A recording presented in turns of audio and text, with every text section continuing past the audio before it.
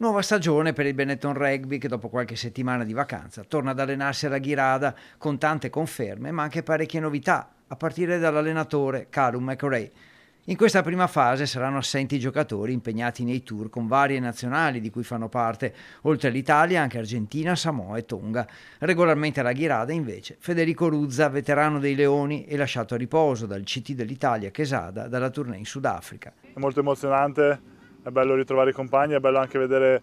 tanti volti giovani che arrivano e devo dire che appunto non ci si annoia mai, è bello che ci siano sempre tante novità, è bello sentire sempre la nuova energia del primo giorno, quindi sicuramente sensazioni positive da subito. Il raduno proseguirà in Ghirada fino all'ultima settimana di agosto, quando la squadra si sposterà, come da tradizione, a Calalzo di Cadore per preparare le amichevoli prestagionali previste per il 6 settembre in trasferta contro gli Harlequins e il 12 settembre in casa contro i Black Lions, prima dell'inizio ufficiale della stagione, fissato per il 27 settembre con la trasferta in Irlanda contro Connacht. E sicuramente gli obiettivi delle prime settimane sono appunto quello di trovare uno stato di forma